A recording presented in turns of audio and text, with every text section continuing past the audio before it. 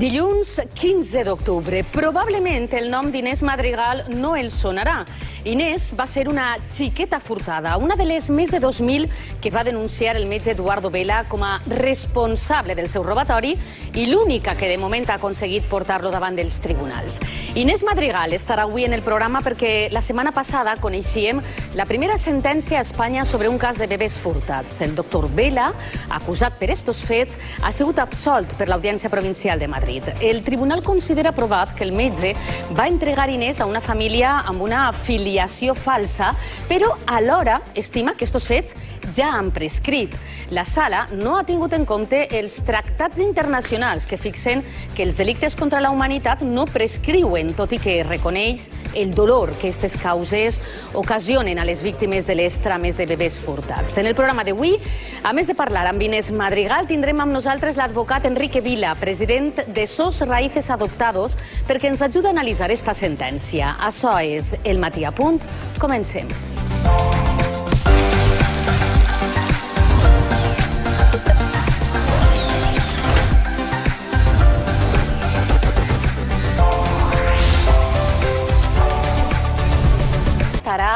Comencem parlant amb profunditat de les xarxes de xiquets furtats, d'eixa dura realitat que va colpejar Espanya fins a la democràcia, que va trencar vides i famílies i que va furtar el futur a centenars, per no dir milers de persones. Ho fem perquè la setmana passada un dels baluards d'estes trames, el doctor Vela, va ser absolt perquè han prescrit els delictes de detenció il·legal, suposició de part i falsedat documental. Per a analitzar la sentència que coneixíem fa uns dies i la transcendència i les implicacions de les trames de bebès furtats, ens acompanyen en el plató Enrique Vila, que és advocat i president de SOS Raíces Adoptados. Hola, bon dia, buenos días, Enrique. Reme Giner, que és una de les últimes xiquetes entregades en la clínica Sant Ramon de Madrid, on treballava el doctor Vela. Bon dia, Reme. Gràcies per tornar a estar amb nosaltres. I Antonio Iniesta, que és vocal de l'associació SOS Bebès Robats de València Província, víctima i activista. Bon dia, Antonio. Gràcies. Benvingut.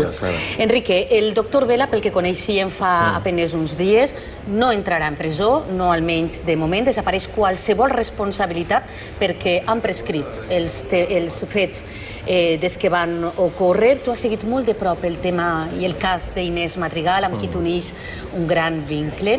Quina és la sensació que se't queda després de conèixer esta sentència? Bueno, yo lo dije, Clara, tristeza, sorpresa y una tremenda desilusión, ¿no? Indignación.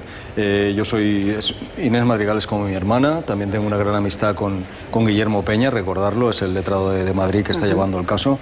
Y sorpresa porque la Audiencia Provincial de Madrid ya había mantenido la teoría de que los delitos no habían prescrito. De hecho, el abogado de Eduardo Vela ya había pedido el archivo de la causa por prescripción durante la investigación y la Audiencia Provincial de Madrid dijo que no. Sin embargo, ahora, a la hora de teóricamente condenar, se reconoce que és un delinqüente, ja se le puede llamar delincuente a Eduardo Vela, però sin embargo... Reconeix els fets, que va furtar, que hi ha un delicte ahí.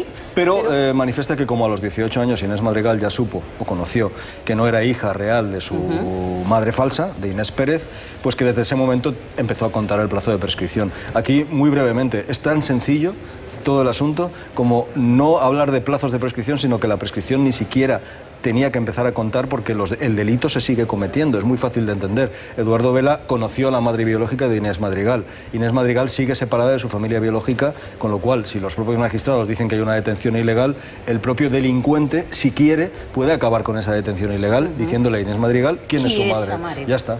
O sea, es decir, el delito sigue cometiéndose en estos momentos, por lo cual hablar de prescripción y de plazos, desde mi punto de vista, con todos los respetos a los magistrados, es absurdo. És absurdo perquè el delito sigue cometiéndose. De fet, Reme, tu eres una xiqueta furtada pel doctor Vela. Quines emocions, quins sentiments has tingut estos dies en conèixer la notícia? Els mateixos sentiments que en este cas Enrique Vila. De fet, també he tingut molta ràbia i m'ha costat molt controlar aquesta situació perquè és un fet donat que aquesta persona es dedicava a fer aquest tipus de coses. Només hem pogut demostrar de moment un cas, però ne són moltíssims. Aleshores, és un poquet una situació complicada perquè, per una part, han reconegut que és un delinqüent, que a mi me pot també beneficiar les persones que estem darrere en denúncies posades, arxivades, etc. Però per una altra banda no n'hi ha cap tipus de condemna. Aleshores és un poquet És una Impotència, situació... frustració... Sí, impotència i frustració. Mos queda ara mateix al Tribunal Suprem i ahí estem, emparant-nos a ells. Antonio, vostè és víctima, és activista també contra estes trames. Quina sensació se li queda després de conèixer esta sentència? Què creu que és el que queda? Perquè en principi està absolt, però què demostra este juí al doctor Vela? A ver, nosotros estamos profundamente decepcionados y queremos manifestar nuestra más profunda repulsa, ¿no?, ante esta sentencia. No tiene ningún sentido, ¿no? Parece ser que en este país todavía hay personas que consideran o confunden la trata de seres humanos con productos caducados de un supermercado. Eso es muy triste lo que está ocurriendo, ¿no? Y sí, ha quedado demostrada ya la culpabilidad de esta persona. No sé por qué están dándole tantas vueltas al assumpte. Està molt clar. Advocat, s'ha presentat ja un recurs a esta sentència, però tot i això sembla que està arribant a una via morta, el juí? Bueno, no, todos los juristas confiamos en que el criterio amplio de la prescripción se aplique bien por parte del Tribunal Supremo. Algunas asociaciones ya nos entrevistamos con don Carlos Lesmes, que es el presidente del Tribunal Supremo y del Consejo General del Poder Judicial, y él nos manifestó que no podían hacer nada hasta que no llegase el primer caso en un recurso de casación. Aquí Inés Madrigal ya ha recurrido, el fiscal también ha recurrido, ahora mismo está en manos del Tribunal Supremo, y el Tribunal Supremo lo que diga, y esperemos que aplique bien la ley española, no tienen otra cosa que hacer, y lo digo con respeto a los magistrados que han pensado otra cosa, pero tengo que decirlo así, ¿no? Aplique bien la ley y esa tendencia o esa doctrina que siente el Tribunal Supremo sí que será de obligado cumplimiento por todos los tribunales, con lo cual puede ser una esperanza realmente. Perquè esta sentència, aleshores, no tanca les portes a altres casos. No, la sentencia en sí no. Lo que va a marcar una tendencia clara es lo que diga el Tribunal Supremo. Pero esta sentencia no. En España, por suerte, los magistrados tienen absoluta libertad de opinión o de interpretación de la ley, son independientes, excepto cuando ya el Tribunal Supremo siente una tendencia o una doctrina. Con lo cual, otro magistrado en otra parte de España puede pensar efectivamente que el asunto que está estudiando no ha prescrito. Doncs com deien, en la sentència els magistrats consideren el doctor Vela responsable dels delictes, però entenen com a data de prescripció el moment, com deia Enrique, en què la denunciant, Inés Madrigal, va aconseguir la majoria d'edat, que va ser el 4 de juny de 1987. Parlem ara en directe amb la protagonista d'esta història inacabada, amb Inés Madrigal, qui ha demostrat el seu valor, la seva perseverança i coratge al llarg de tots estos anys. Inés, buenos días, gracias por atender el Matí a Punt. Hola, buenos días, gracias a vosotros. Inés. Hola, Enrique, hermano, ¿qué tal? Antonio, Inés, hola. Hola, buenos días. Buenos días, guapa. Sé que os conocéis todos, os une un gran vínculo con todos ellos. Inés, el día que conociste la sentencia que absuelve al doctor Vela, a pesar de considerarlo responsable de todos los delitos, tú declaraste tener sentimientos encontrados, una especie de sensación agridulce. Habéis recurrido ya a esa sentencia. ¿Continúas teniendo las mismas emociones, las mismas sensaciones? Bueno, yo creo que nada pasa gratuitamente, que todo pasa por algo, y está claro que bien es sabido por nosotros que el Tribunal Supremo ya tenía ganas de que le llegara un caso parecido para poder unificar criterios de muchas audiencias que tienen todos los casos cerrados.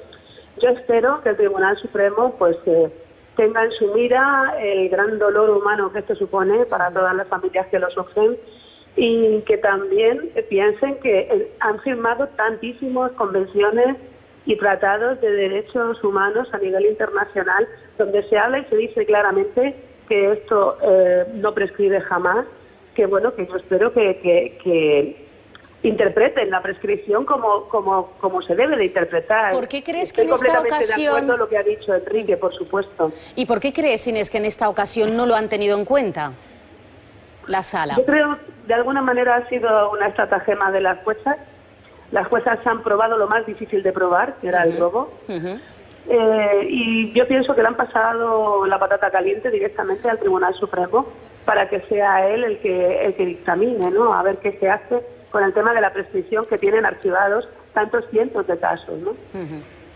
Habéis depositado muchas esperanzas, o habíais depositado muchas esperanzas en la Audiencia Provincial de Madrid. Ahora dices que esperas que sea el Tribunal Supremo quien pueda reconocer que estos delitos son contra la humanidad y que no prescriban. Si tuvieras la oportunidad hoy mismo de ver cara a cara al doctor Vela, ¿qué le dirías? Nada, yo no tengo nada que hablar con ese señor.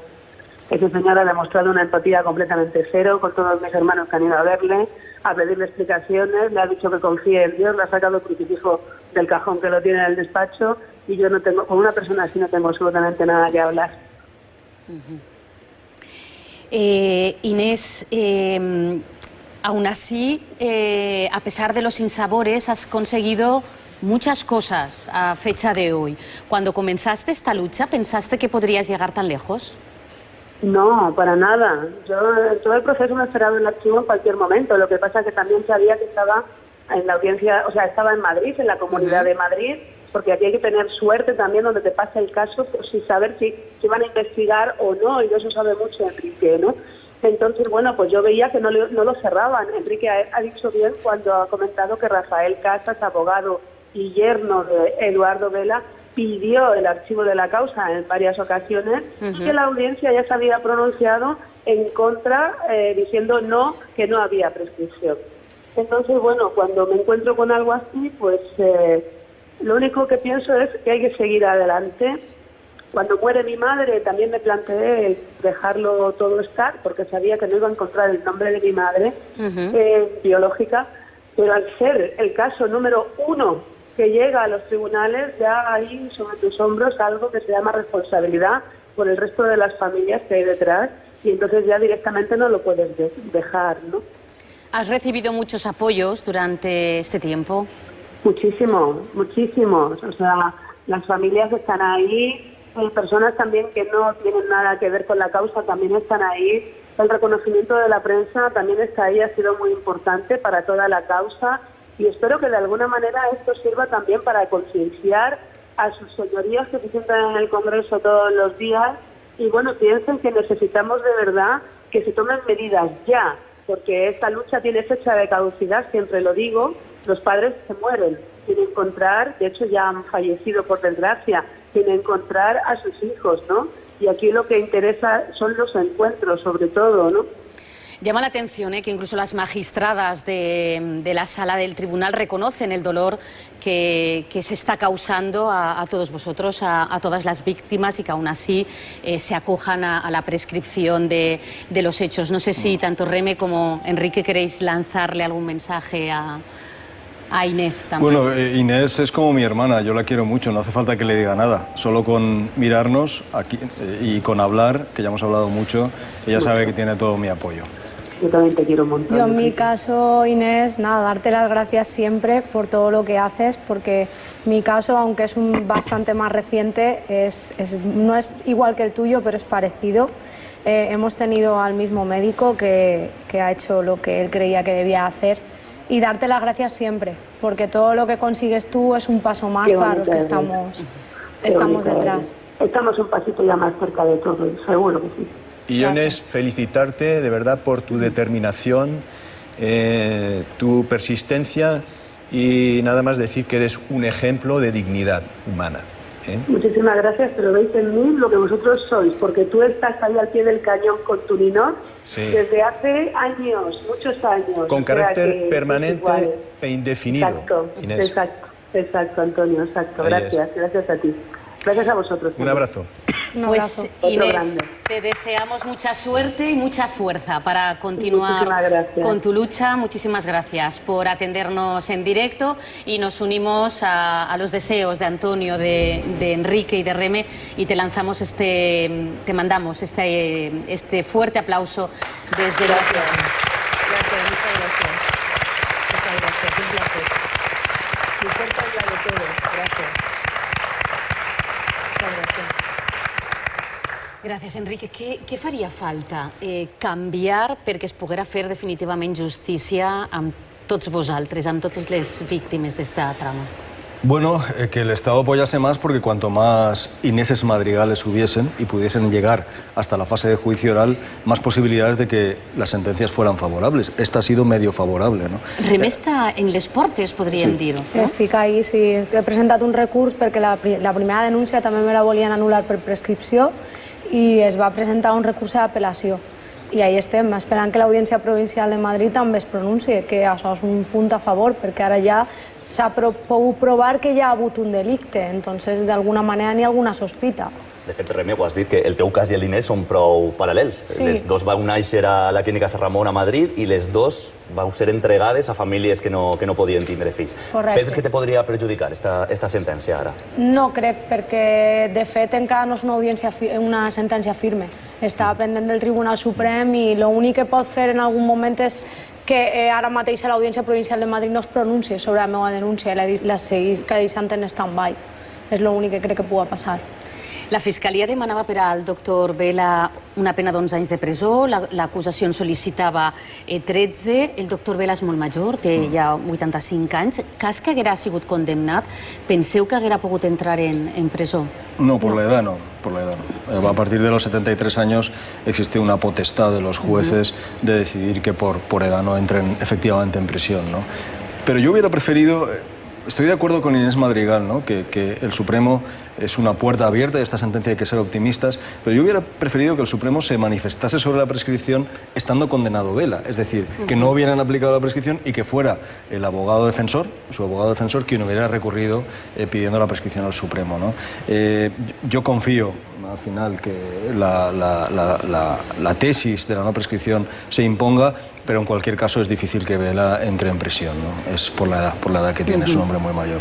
Bé, ja ho sabeu que en el Matí a Punt durant estos mesos hem donat suport a través de les vostres històries. En aquest espai especial sobre bebès furtats volem recordar algunes de les històries que hem tractat al llarg d'aquest temps. Els demanem, com sempre, la seva col·laboració. Poden telefonar al 621 21 21 48 si tenen qualsevol pista o informació sobre els paradors d'aquestes persones. Fem un breu recordatori, un xicotet homenatge a totes aquestes persones anònimes que s'encoratgen davant l'adversitat i continuen buscant els seus familiars.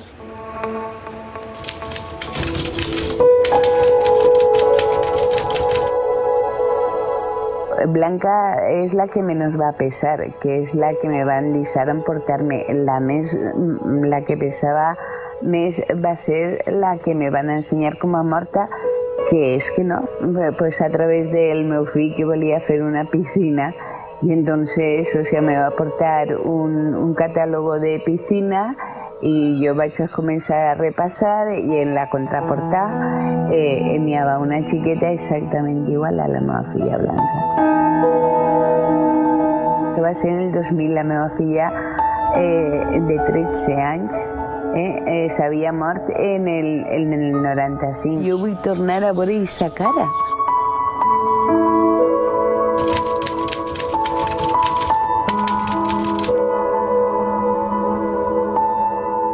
No hay que tirar la toalla.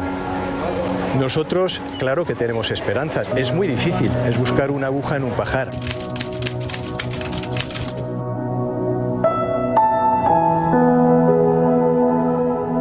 Es que yo no tengo identidad, es que yo no sé quién soy. O sea, yo tengo mi personalidad, pero yo sabré quién soy el día que conozca mi identidad. Y ese día es cuando yo realmente naceré.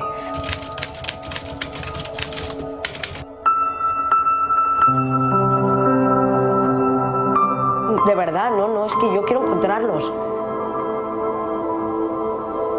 Y voy a Lourdes, es que voy a Lourdes, llevo ya 3 años y voy a ir mientras que pueda, voy a ir porque es que se lo estoy pidiendo a la Virgen, que no me quiero morir sin ver a mis hijos.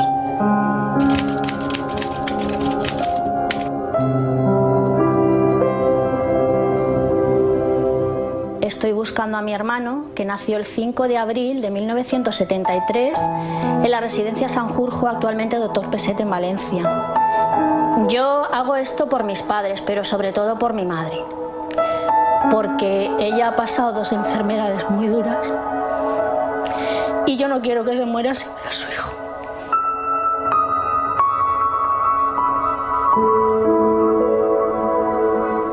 Ja saben que en les nostres xarxes socials poden trobar tota aquesta informació de persones que busquen algun familiar. Si tenen alguna informació també poden fer-ho al telèfon del programa 621 21 21 48. Ben, tret una xicoteta mostra, però són molts casos, Enrique, de xiquets furtats. Sí, la verdad es que os agradecemos muchísimo esta ventana que nos habéis otorgado, porque de verdad ahora mismo hay muchísima gente que quiere salir, mucha gente que tiene esperanzas y ya tenemos una pista que estamos siguiendo gracias a este programa.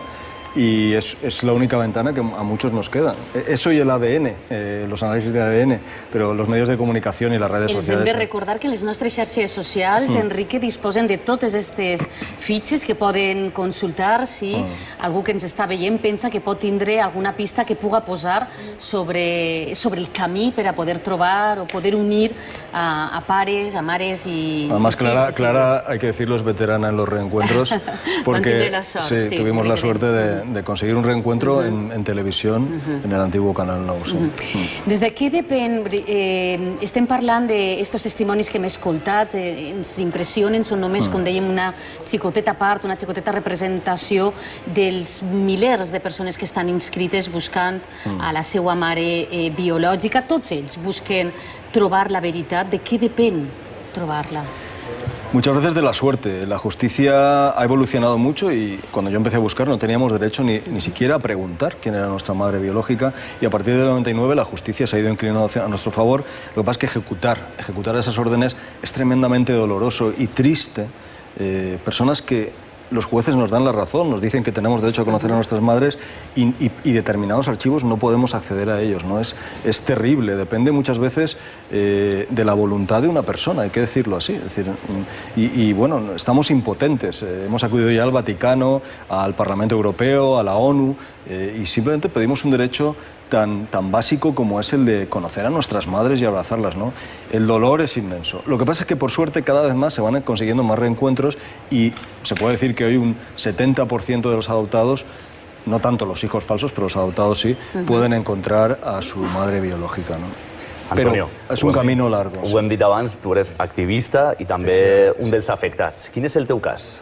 ¿A quién familiar buscas? Estoy buscando el primer nacido de mis padres del Hospital Sanjurjo, a los que les dicen que fallece, ¿no? Entonces, bueno, empezamos a indagar a raíz de que mi madre ve los primeros casos en televisión. Nos llevamos la primera sorpresa, el historial clínico no existe, se quema en un incendio, nos dicen. Luego no hay legajo de aborto tampoco, una serie de incoherencias, etcétera, etcétera, ¿no? Yo lo que quisiera decir, porque el tiempo es limitado, estamos tremendamente indignados sobre todo aquí en la Comunidad Valenciana, donde se han archivado absolutamente el 100% de los casos en Castellón y en Alicante. No sabemos cuántos quedan aquí en Valencia. En septiembre del año 2014, Fiscalía, aquí en Valencia, se comprometió a reabrir casos y bueno, a mantener reuniones todos los meses. Bien, esto estamos hablando de hace 4 años. Todavía estamos esperando. Pero no solamente la fiscal jefe en su momento, que era fiscal jefe, nos dio esas promesas que incumplió, sino que ahora ya no es fiscal jefe de menores, sino que es jefa de todos los fiscales de la Comunidad Valenciana, ¿no? Seguimos esperando. ¿Ese es el primer paso para reactivar estos casos?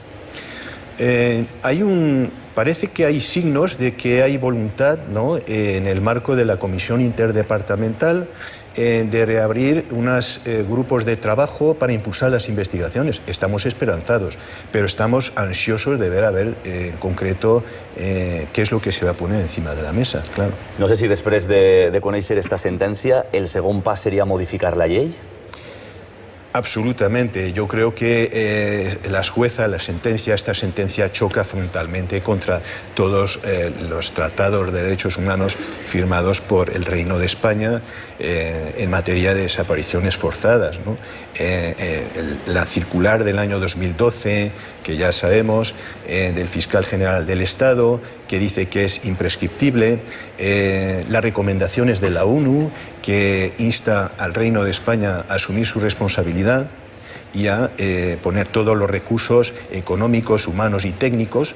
En fin, estamos absolutamente asombrados, estamos abrumados. Comparando con el Reino de Irlanda, allí se han comprometido. Ha habido la noticia bomba de este 30 de mayo fue que Irlanda, 150.000 adopciones ilegales por la Iglesia Católica.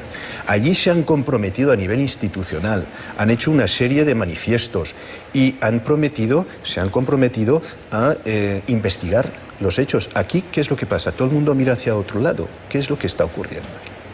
Antonio, afortunadament, i com ha avançat el doctor Vela, sí que hi ha casos en què es troba esperança i dins d'este drama, este programa també ha sigut testimoni de moments de molta felicitat, de persones que després de molts anys de lluita s'han pogut retrobar amb les seues famílies biològiques. Este és el cas de les dues dones Caraboran. Elles han complit el somni d'abraçar les seues mares. Casualmente, mi partida de nacimiento, tengo los mismos apellidos que mi madre, pero al revés. Quedamos en que viniera aquí a casa. Yo estaba aquí tranquila y ya cuando ya la oí entrar, ya el tono de voz, dije, es que es ella, es ella, es ella, es ella. O sea, eso es una impronta que tenemos. O sea, es que era la voz de mi madre. Gracias. Perdóname. Gracias, gracias. Gracias, gracias. Fue un abrazo impresionante. Ella, lo primero que le salió de ella fue perdóname. Lo primero que me salió a mí fue un gracias. No llores, mira que... I recorde que li vaig dir, m'acaben d'enviar que han encontrat a la meva mare biològica. Van començar a tocar meus germans. I bueno, allí ja... en estat de xoc. Jo no sabia el que era això.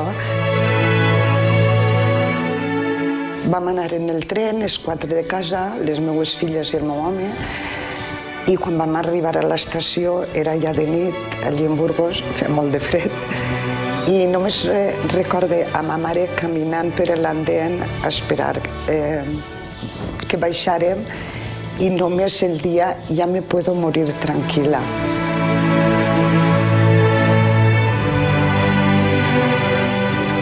Realment emotius estos retrobaments, eixe perdona'm, ens posa la pell de punta, només per moments com estos, per històries amb estos finals feliços val la pena fer este programa. Quants retrobaments, Enric, es poden arribar a produir anualment?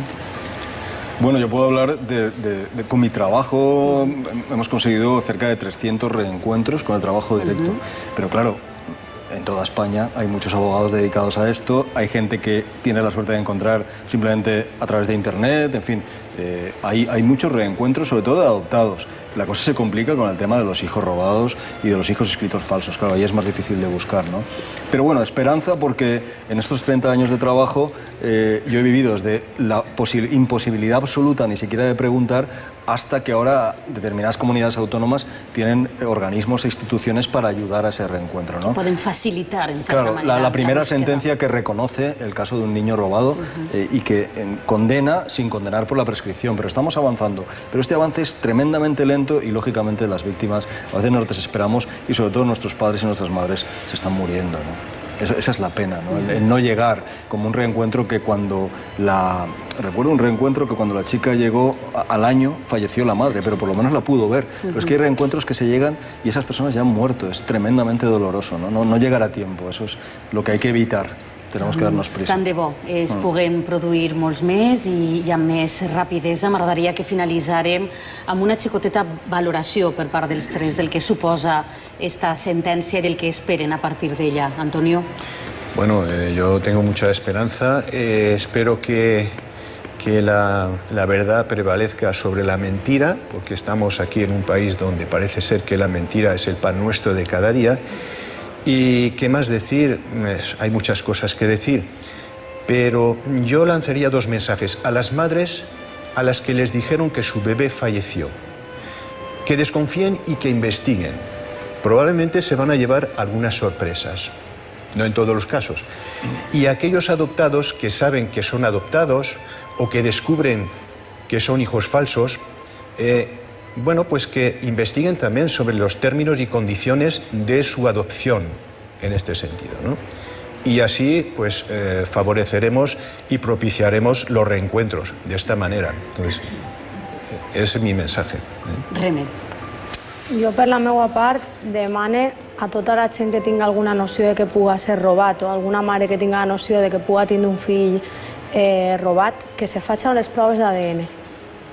Perquè avui en dia les proves d'ADN estem trobant moltíssima informació.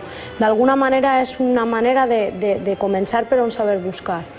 I de fet s'estan trobant família llunyana de la qual se pot estirar i arribar a la teua família reial, als teus pares, als teus abuelos, als teus germans. Demane proves d'ADN, però no així en Espanya, que se les facin en l'estranger, siga 23andMe o siga qualsevol plataforma que n'hi hagi online. Que se la facin, per favor, perquè van a trobar moltíssima informació i és una manera d'ajudar. Enrique, un últim missatge. Optimismo, que la gente busque, padres e hijos se busquen. No hay nada más bonito que reencontrar a la persona que te ha traído al mundo y encontrar ese hijo que dejaste o te obligaron a dejar, ¿no? Y optimismo porque el camino es lento, pero se está consiguiendo muchas cosas. Esta sentencia de Inés Madrigal se reconoce el robo de niños y que Eduardo Vela es un delincuente. Y bueno, vamos a seguir luchando para que se elimine la prescripción. Pero sobre todo optimismo porque cada vez van a haver más reencuentros y por lo tanto que la gente, que madres, padres e hijos y hermanos se pongan a buscar. Amb aquest optimisme ens quedem. Volem agrair-vos la vostra presència. Antonio, Reme, Enrique, amb este fort aplaudiment del públic.